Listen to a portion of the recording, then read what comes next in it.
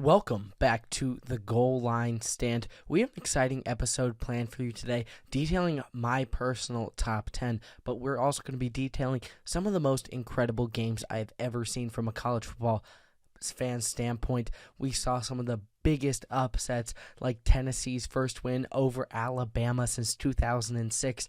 We saw TCU still stay undefeated against Oklahoma State, and Michigan prove that they were dominant, but we are going to be detailing my personal top 10 here on the Goal Line Stand podcast. Stay tuned.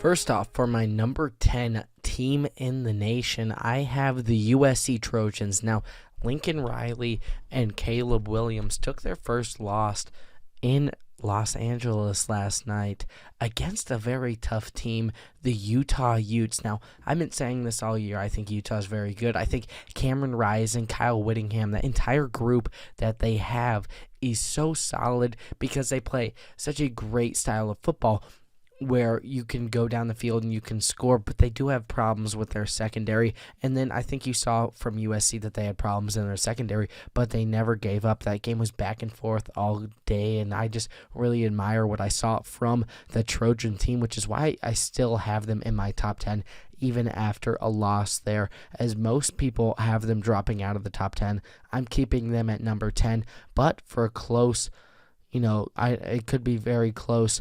And then we'll see another team that they will have to play in the team that they share the same city with. It's the UCLA Bruins. Dorian Thompson-Robinson and Chip Kelly have had an impressive run at it this year. The two have been together for almost Chip Kelly's entire time as he's been the head coach at UCLA. I think now they have the best chance to do it. Dorian Thompson-Robinson has Zach Charbonnet. He has a lot of other weapons that he has the ability to use, and I think now is probably the best team that you've seen UCLA have in a long time. Let's see if they can close it. And once again, they play in the Pac-12 where defense really isn't held at a premium that you would see in the Big Ten or the SEC. You start to see this kind of just offensive heavy style of play, which is why quarterbacks like Cameron Rising, Dorian Thompson-Robinson, Caleb Williams, and Bo Nix could thrive in the Pac-12. Now, number 8, we have the Lane Kiffin-led Runnin' Rebels, the Ole Miss. Now, Ole Miss had a close game against Auburn yesterday, finishing 2 touchdowns ahead of them in the end, but that game was a lot closer than some people saw. I think Ole Miss has a great chance to do something with Jackson Dart with that.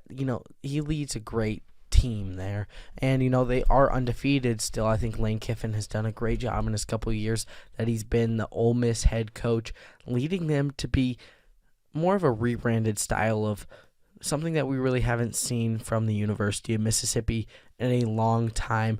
They're tough, and they're definitely not a team that you want to face going into the SEC, but they haven't really played that big competitor yet. I think they are looking down the line at their schedule. They have Alabama, and that's pretty much it from the teams that you will see in this top 10. They don't play Georgia, and they don't play Tennessee. So I think when you look at this, you start to say, Ole Miss, do they have a path where they could contend in these very concentrated and very heavily favored SEC teams? So I think Ole Miss, they've done a great job so far, but what are they willing to really put out there to try to get themselves in Atlanta in December? Because they're a long shot and they're in the top 10 still. That just shows the depth and the strong willingness of teams to really put their whole season on the line in certain games. Speaking of putting their whole season on the line in certain games, the TCU Horned Frogs, who I have at number 7, have done a great job so far this season. They pulled out a gritty win against formerly ranked number 8 in the country, the Oklahoma State Cowboys. TCU did a great job. Sonny Dykes, in his first year coaching there, has led them to an undefeated record. And so far, I don't know if they can be touched in the Big 12. I think we could be seeing another matchup of what we saw yesterday between TCU and Oklahoma State later on in the Big 12 championship. Maybe Texas could be in the mix there, but so far those look like probably the best teams from the Big 12. But I think when you look at this team, they could go and finish and win the Big 12, but is the Big 12 strong enough? Are they already being written off from a potential college football playoff berth? I don't know about that, but this is just a snapshot of what I saw in this past week, week 7. I think TCU is really good. I do have some concerns on their defense, but their offense looked amazing yesterday. Very resilient, definitely what you want to see if you are part and a fan of that new Horned Frog regime. Now at number 6, may come as a surprise to most people, but it may come as a rejoice to the Tennessee Volunteers, as it's Alabama, number 6. They took a tough loss for their first time since 2006 against the Volunteers. I think Alabama, they played a fine game offensively, but when it came to defensively, that's where it kind of fell apart. I think there's a lot of problems that you got to fix in that secondary.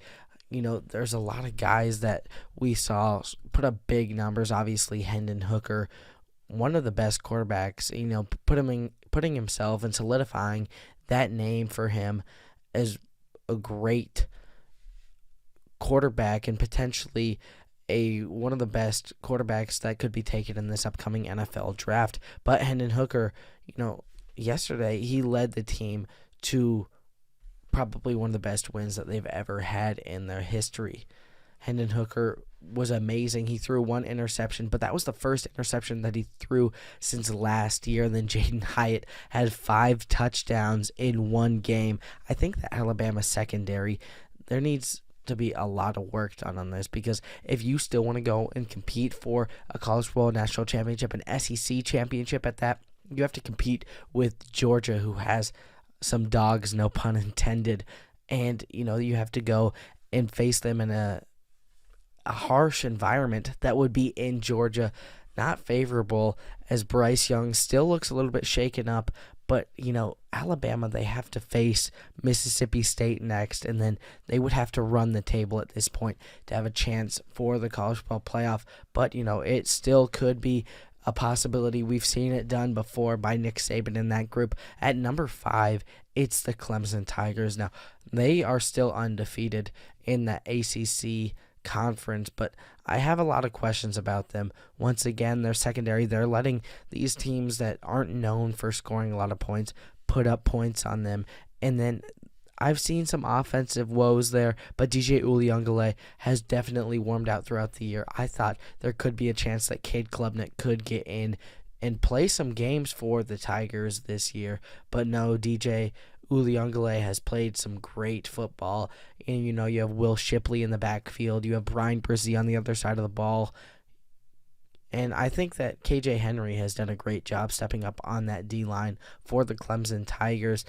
They could be a force. They could make the college football playoff, but there's still a long way to go, and Clemson are known to slip up at some points. I definitely think there is a possibility that they could lose in one of those ACC conference games. Definitely what I would look out for if I was a part of the Tiger faithful, because they are definitely on upset watch almost every single time they step on the field, because they like to keep games close. They play to the level of their opponents. But at number 4, this is a team that I thought was going to play to the level of their opponents yesterday. But in the big house, they stepped up big time and shut down the Penn State Nittany Lions.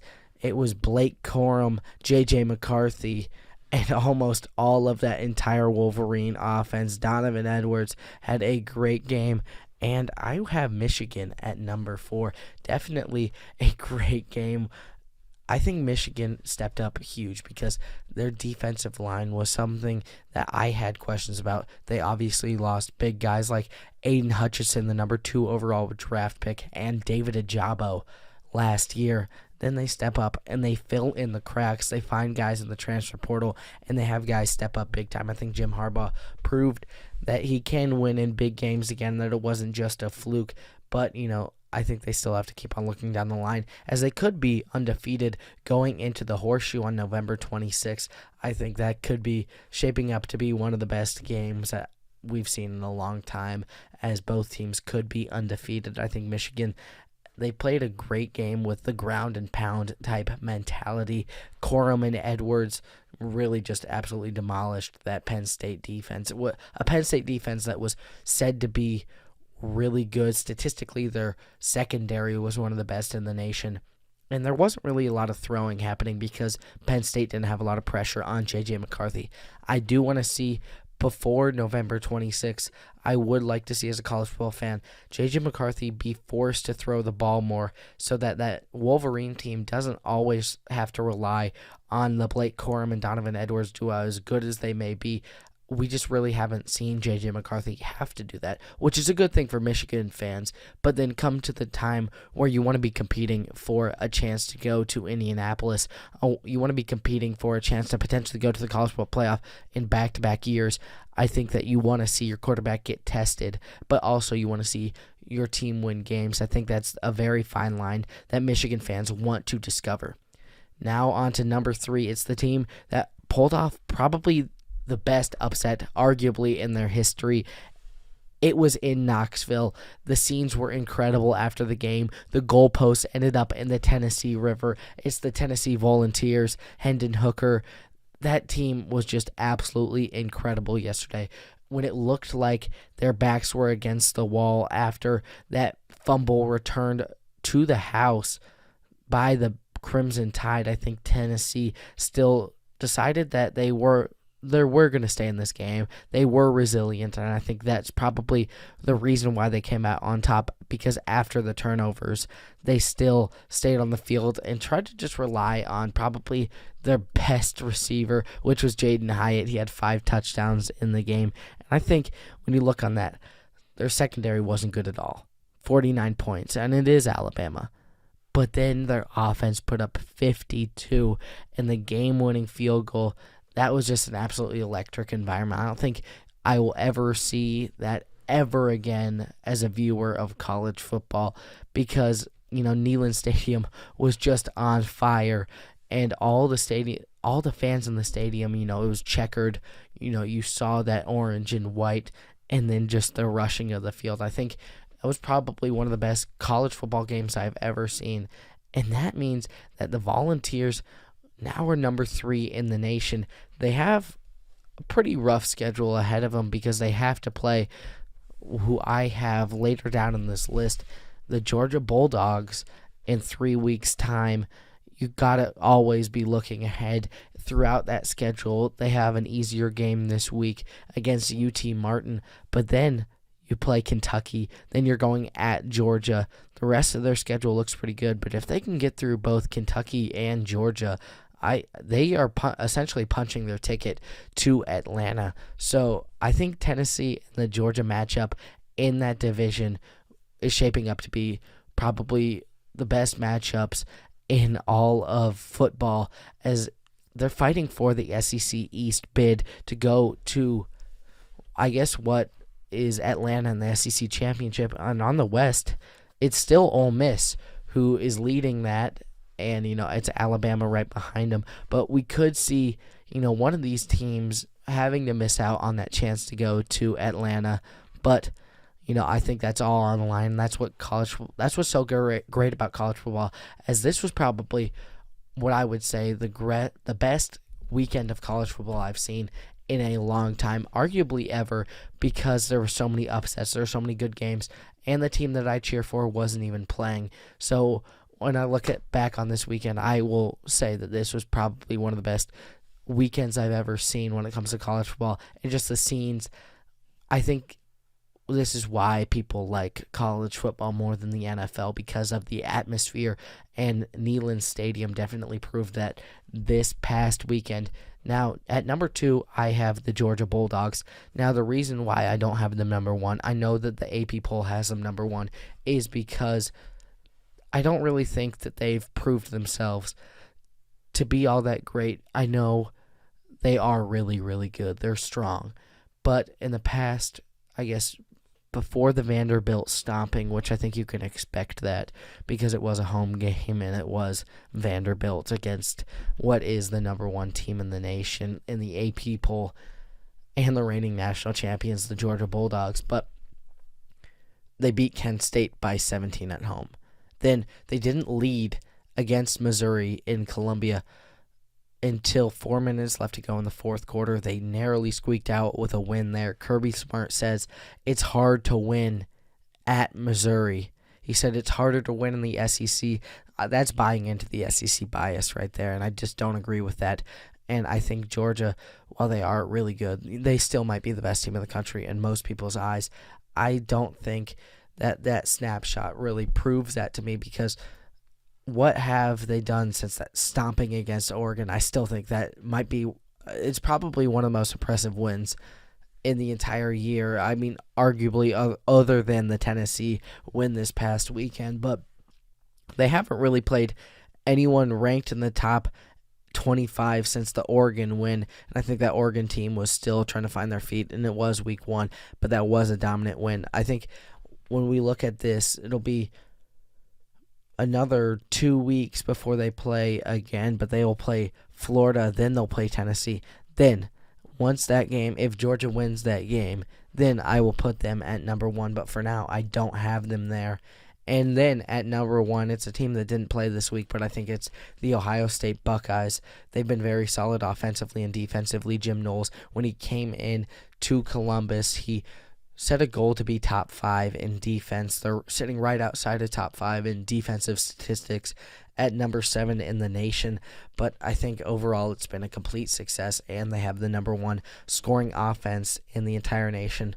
Once Jackson Smith and Jigba, when it looks like he will be healthy for the Iowa game, once he's back there, that would be a semi-healthy Ohio State team. Definitely dangerous that we haven't even seen the Buckeyes healthy all year.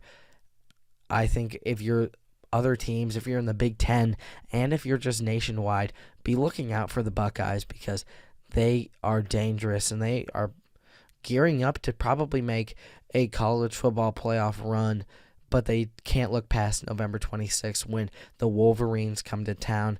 That's my top 10, and then my college football playoff would be number 1, Georgia, because I think if Georgia is the SEC champions, they would have to get through at least one team in the top 5, whether it be Alabama or whether it be Tennessee. They would have to get through.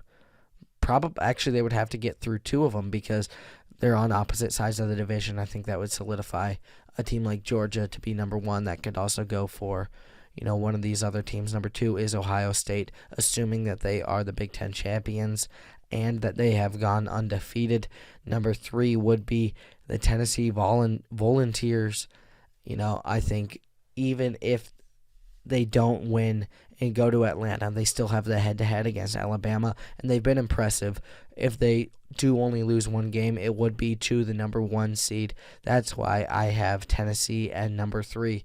And then number 4, I have the Michigan Wolverines. So this would be unlikely, leaving out an ACC winner in the Clemson Tigers, leaving out a TCU, potentially a Big 12 champion. But I have the Michigan Wolverines because they've looked solid. They look like a ground pound team. The only way that this would happen would be if they lose a close game in Columbus. But that is my top 10 in my college football playoff after week 7. Let me know what you think down below in the comments. Leave a like and subscribe if you want to see more college football related content. Thank you so much for watching, and have a great one.